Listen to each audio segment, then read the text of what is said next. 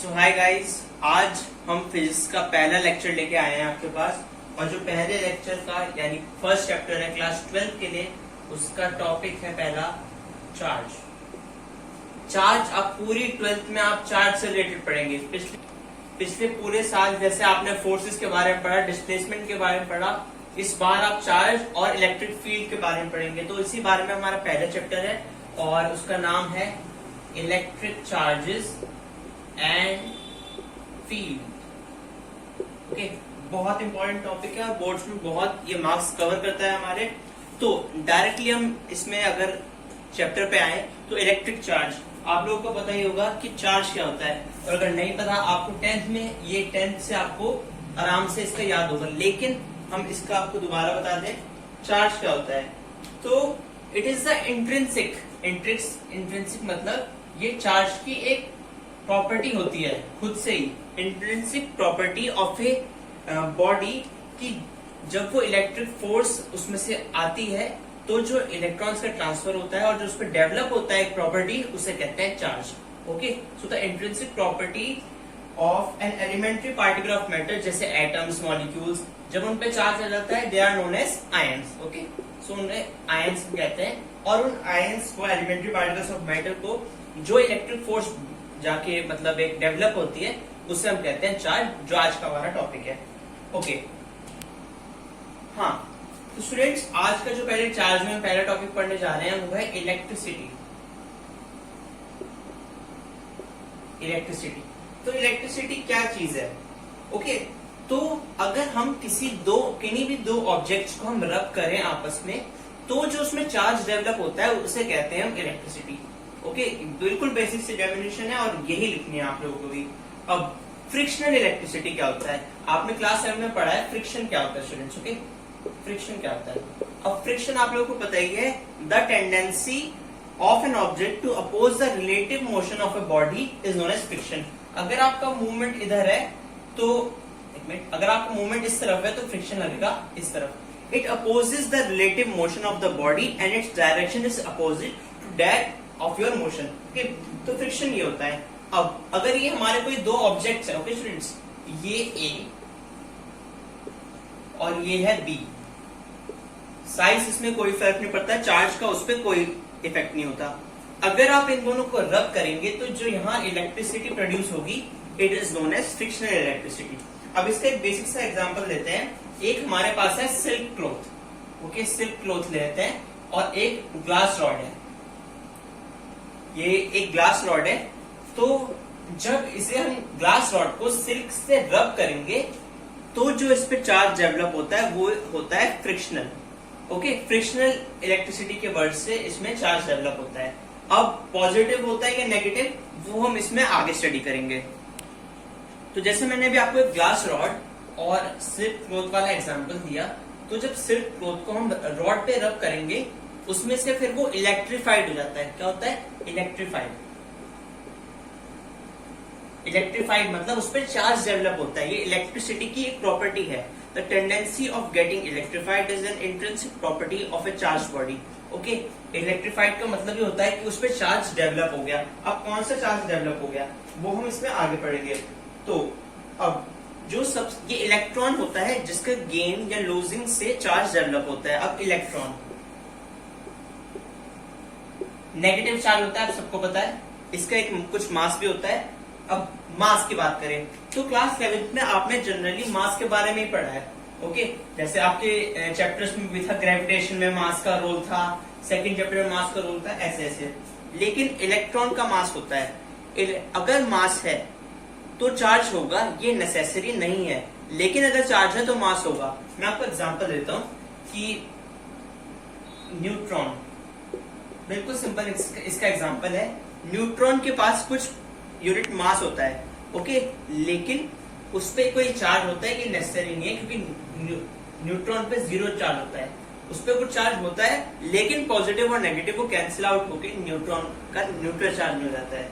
Okay, लेकिन अगर charge है तो चार्ज किसी ना किसी चीज पे तो होगा ही। अब ऐसे चार्ज फ्रीली एग्जिस्ट नहीं करता, चार्ज को कुछ ना कुछ चाहिए जिसपे वो एग्जिस्ट करे, तो उसके लिए मास होना नेसेसरी है। तो mass can exist without charge but charge can not exist without mass. तो ये इनमें एक रिलेशन है। ओके, अब पिछले साल आपने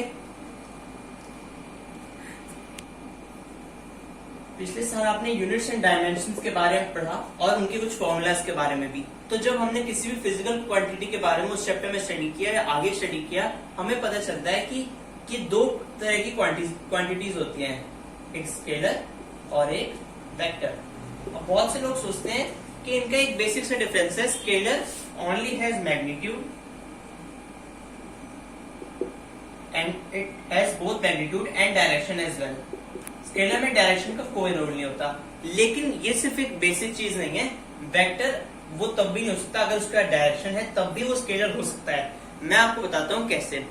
वो तब भी स्केलर हो सकता है अगर वो vector laws of triangular addition को ओबे नहीं करता। जैसे हमने वेक्टर्स में पढ़ा है चैप्टर नंबर 4 में, मतलब प्रोजेक्टाइल में और उस वाले चैप्टर में, कि वेक्टर लॉज जो होते हैं हमारे पैरेललोग्राम लॉ या फिर ट्रायंगुलर लॉ, उन दोनों को अगर वो ओबे नहीं करता जबकि उसके पास डायरेक्शन है तो भी वो स्केलर में आएगा।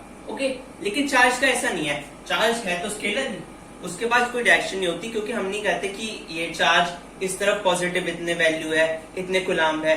कुलाम्ब it is the unit of charge. Okay, तो कुलाम्ब की स्पेलिंग बहुत लोग गलत करते हैं। यूनिट इसे हम कैपिटल सी से डिनोट करते हैं, क्योंकि स्मॉल सी क्या होता है हमारा, speed of light in vacuum. Okay, 3 × 10⁸ metre पर सेकेंड। तो अब क्योंकि हम इलेक्ट्रॉन के बारे में बात करते हैं और इलेक्ट्रॉन का चार्ज, तो इलेक्ट्रॉन का हमारे पास चार्ज कितना होता है, E = 1.6 × 10⁻⁻19 कूलम। जो आपको पूरे चैप्टर में याद रखना है, बहुत काम आएगा जब हम इलेक्ट्रोस्टैटिक फोर्स निकालेंगे। पिछले साल आपने पढ़ी थी ग्रेविटेशनल फोर्स और इस बार हम पढ़ने वाले हैं इलेक्ट्रोस्टैटिक फोर्स। अब इस चैप्टर में हम किसके बारे में पढ़ने वाले हैं, इलेक्ट्रोस्टैटिक्स के बारे में। इलेक्ट्रोस्टैटिक्स वैसे दो वर्ड्स हैं, पर हमें पढ़ना मतलब ये साथ में यूज होते हैं। इलेक्ट्रोस्टैटिक्स, स्टैटिक मतलब रुका हुआ, एट रेस्ट, और इलेक्ट्रो का मीनिंग है चार्ज से, electric charge. Okay, so the charge at rest is known as electrostatic charge, और उसके बारे में हम पढ़ेंगे। और उस चार्ज पे जो फोर्स लगती है वो होती है इलेक्ट्रोस्टैटिक फोर्स, और उसके बारे में ही पूरा चैप्टर बेस्ड है। 11th क्लास में मेन बेस्ड है ग्रेविटेशनल फोर्स और ऐसी फोर्सेस पे, लेकिन इसमें इलेक्ट्रोस्टैटिक फोर्स है। हाँ, यहाँ पे बहुत बार कंपैरिजन होगा कैपिटल G एंड E में, electrostatic force and gravitational force में। तो अब इसके बारे में हम आगे पढ़ते हैं। अब क्योंकि हम इसमें चार्ज के बारे में पढ़ रहे हैं, तो चार्ज भी होते हैं दो टाइप्स के। ओके, एक होता है लाइक चार्ज, एक होता है अनलाइक चार्ज। लाइक मतलब सेम, अनलाइक मतलब डिफरेंट।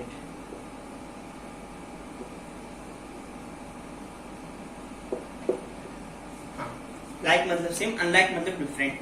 अब चार्ज जैसे दो टाइप्स के होते हैं, एक ये भी टाइप होते हैं, अगर हम इसे कंसीडर करें पॉजिटिव नेगेटिव, पॉजिटिव नेगेटिव। अब अनलाइक में तो पॉजिटिव नेगेटिव होगा क्योंकि डिफरेंट है। लाइक में सेम है तो पॉजिटिव पॉजिटिव हो सकता है, नेगेटिव नेगेटिव हो सकता है। ओके, अब ये एक एक्सपेरिमेंट के हम उसके बेस पे सीखेंगे। एक्सपेरिमेंट हमारा कुछ ऐसा है कि ये ग्लास रॉड पे बेस्ड है। ग्लास रॉड को अभी मैं बस एक सिंगल लाइन से डिनोट कर रहा हूं। ये ग्लास रॉड है, ये दूसरी ग्लास रॉड है। इफ इस पे पॉजिटिव चार्ज है इस तरफ, इस पे पॉजिटिव चार्ज है इस तरफ, तो ये क्या हो जाएंगी, रिपेल करेंगे एक दूसरे को। ओके, लेकिन अगर इस पे यहाँ पॉजिटिव है और इस पे यहाँ नेगेटिव है, तो इनका रिजल्ट होगा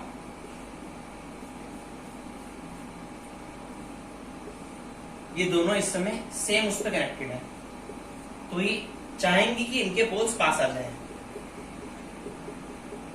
ओके, तो ये था पॉजिटिव चार्ज का। अब ये केस सेम नेगेटिव चार्ज पे भी होगा।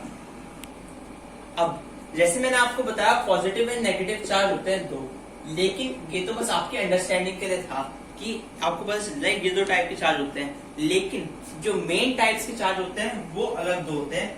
वो होते हैं vitreous charge. It develops when A silk cloth is rubbed with a glass rod. Okay, तो अगर हम उन दोनों को रब करते हैं एक दूसरे के ऊपर, तो जो फ्रिक्शनल इलेक्ट्रिसिटी प्रोड्यूस होती है उससे जो चार्ज बनता है जब वो इलेक्ट्रीफाइड हो जाती है तो उसे विट्रस चार्ज कहते हैं। लैटिन में विट्रम का मतलब होता है ग्लास इन लैटिन लैंग्वेज। तो अगर हमसे कोई भी पूछे कि ये कहाँ से डिनोट हुआ है विट्रम, क्योंकि इंग्लिश लैंग्वेज में विट्रम कुछ नहीं होता, लैटिन से डिनोट हुआ है और उसे कहते हैं ग्लास। अब जो दूसरे टाइप का चार्ज होता है वो है resinous charge. Resinous charge, okay. So resinous charge is developed when amber को वैसे हम कहते हैं रेजिन आप लोगों को पता ही होंगे। जब हम इसे रब करते हैं किसी भी क्लोथ से जैसे वूल से तो ये डेवलप होता है। इसमें रेजिन को और एम्बर को सेम ही मीनिंग है उनका। तो ये थे आपके दो टाइप्स के चार्ज, विट्रस और रेजिनस, ओके। तो जब आपसे पूछा जाए कौन सा चार्ज कौन सा है तो विट्रस है जिसमें अपना विट्रम यानी ग्लास को रब करते हैं, और रेजिनस वो है जिसमें एम्बर को या वूल से रब करते हैं। ओके स्टूडेंट्स, तो आज बिल्कुल बेसिक नॉलेज इस चैप्टर की स्टार्टिंग हुई। आज के लिए बस इतना ही। Please like the video, share the video if you found that informative, and please subscribe the channel and stay tuned for later updates. Thank you.